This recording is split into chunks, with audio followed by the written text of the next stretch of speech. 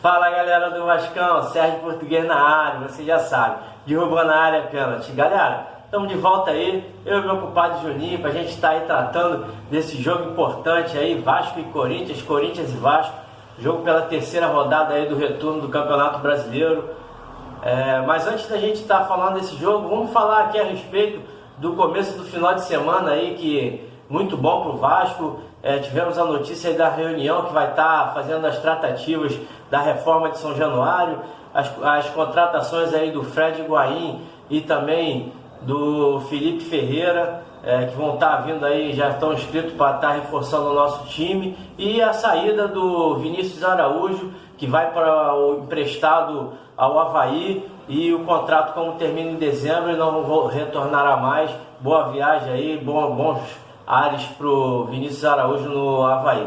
Mas antes da gente começar a comentar aí esse jogo aí do Corinthians e Vasco, peço vocês aí que continuem ajudando o canal a estar crescendo cada vez mais. Vamos bater aí a meta aí de 1000 inscritos, e peço vocês que continuem se inscrevendo. Quem não é inscrito, aperte esse botãozinho vermelho aqui e o sininho de notificações para estar recebendo todos os vídeos que a gente possa estar postando aqui no canal. Mas agora vamos aí parar de enrolar e vamos falar a respeito desse jogo importante aí, Corinthians e Vasco, jogo que vai ser realizado amanhã às 11 horas da manhã no Itaquerão, transmissão da Premier. O Vasco tradicionalmente é um clube que não consegue ganhar o Corinthians, tem muita dificuldade nesse confronto. O confronto já houve aí 120 jogos, o Corinthians ganhou 50, fez 179 gols, o Vasco 35 vitórias, 161 gols, e o empate, houveram aí 35 empates. Pelo Campeonato Brasileiro foram 59 jogos, a vantagem continua sendo do Corinthians, 23 vitórias contra 13 do Vasco, 76 gols do Corinthians e 64 gols do Vasco, e ainda houveram 23 empates. O primeiro jogo desse confronto foi realizado aqui no Rio de Janeiro, no campo da Rua Paissandu. O Vasco venceu por 2-1, e o último jogo foi Vasco da Gama 1, Corinthians 1, no dia 5 de maio de 2019, jogo realizado lá na Arena Amazonas. O mando de campo era do Vasco. O Luxemburgo relacionou para essa partida 24 jogadores, são eles o Fernando Miguel e o Sidão, são os goleiros, laterais Pikachu, Cáceres, Henriques e Danilo Barcelos, os zagueiros Castan, Ricardo Graça, o Erley e Ulisses, o meio campo Andrei, Bruno Gomes, Marcos Júnior, Raul, Marquinho e Bruno César. E para o ataque ele levou Gabriel Peck, Caio Magno, Cleiton, Marrone, Ribamar, Rossi, Thiago Reis e o Thales Magno. O Vasco vai ter 3 desfalques para esse jogo. O Richard e o Felipe Bastos não vão poder estar participando porque pertencem ao Corinthians e estão emprestados ao Vasco, enquanto o Boca Negra foi suspenso aí pelo 3º cartão amarelo diante do Atlético Paranaense. O Corinthians vai ter o desfalque aí do Wagner Love, o atacante importante aí do time deles. A escalação do Vasco vai ser Fernando Miguel, Pikachu, Castan e Wesley, e na lateral esquerda o Danilo Barcelos. O meio de campo vai ser formado pelo Bruno Gomes, Marcos Júnior e Raul, e no ataque Rossi, Ribamar e Thales Magno. O Corinthians pode vir aí bastante modificado. O Carille ainda está na dúvida aí se bota um time misto para deixar o time descansar um pouco, já que tiveram um jogo aí difícil na quarta-feira aí contra o Del Valle. Infelizmente para eles foram derrotados, e a provável escalação é Cássio, Fagner, Manuel, Gil e o Danilo Avelar. O meio campo Ralf ou Gabriel, Pedrinho, Ramiro ou Júnior Urso, e o Sornosa ou o Matheus Vital, e o ataque Cleison e o Bozelli ou o Gustavo. O Corinthians ocupa aí a 5ª posição da tabela com 35 pontos, são 9 vitórias, 8 empates e apenas 3 derrotas, enquanto o Vasco ocupa aí a 13ª posição com 24 pontos, são 6 vitórias, 6 empates e 8 derrotas. Os dois clubes aí têm apenas 20 jogos, não participaram da rodada no meio de semana, vão estar agora pagando esses jogos na quarta-feira que vem, no dia 2, e o Vasco vai jogar contra o Atlético Mineiro, enquanto o Corinthians vai pegar a Chapecoense. O último jogo do Corinthians pelo Campeonato Brasileiro, eles vêm com uma vitória de 2-1 sobre o Bahia, e o Vasco vem do empate dentro de casa contra o Atlético Paranaense. Agora vamos analisar aí essa partida. O Vasco no primeiro turno empatou esse jogo de 1-1 aí contra o Corinthians. O Vasco vinha com um time bastante mexido, o Valadares ainda era o técnico da equipe.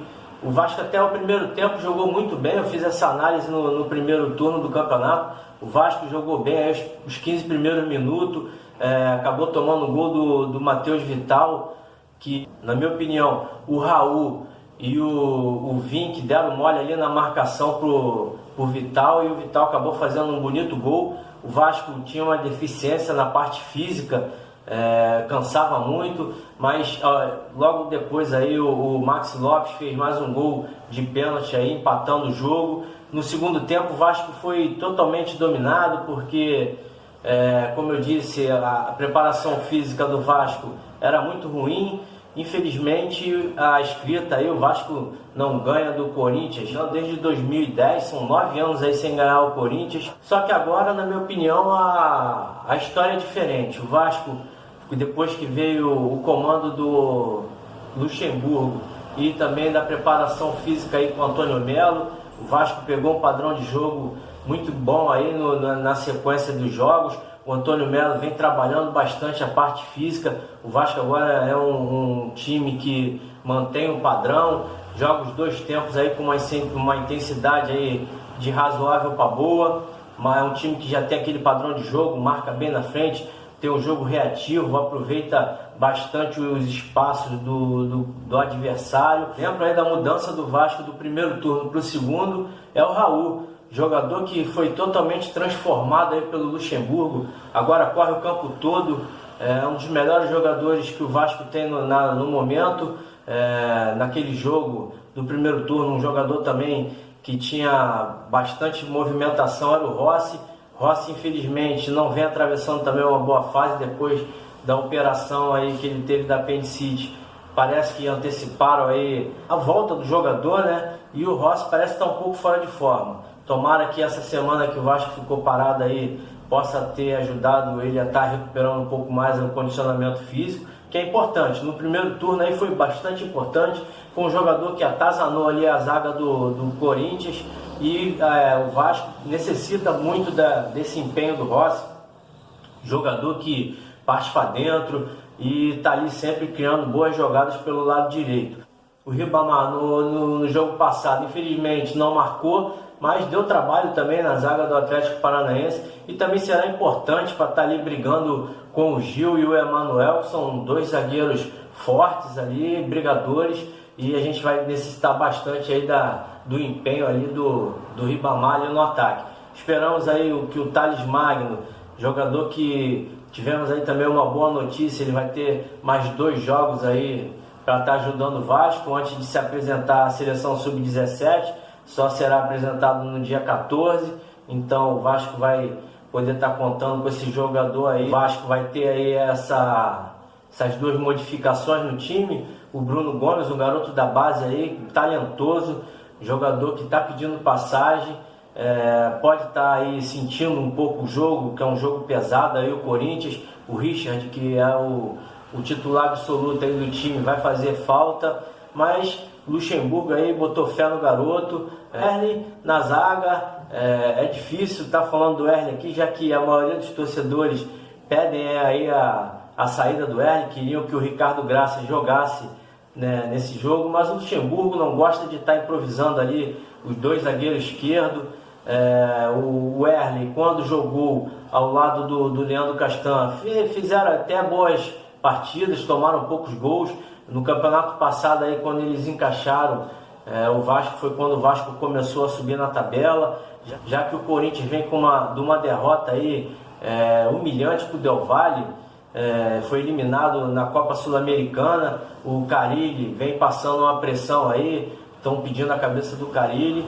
E o Corinthians deve vir aí com um time, como eu já disse na escalação, meio mexido ali, porque ainda não se sabe se os jogadores vão estar participando por causa do cansaço. Uma viagem do Equador para cá não foi muito boa. O Vasco pode estar aproveitando aí dessa situação, já que o Corinthians tem a obrigação de estar vencendo. A torcida, já foram vendidos mais de 30 mil ingressos, a torcida vai estar incentivando e o Vasco pode estar tirando proveito disso, segurando ali o jogo, cozinhando e aproveitando as brechas que o time do Corinthians possa estar dando.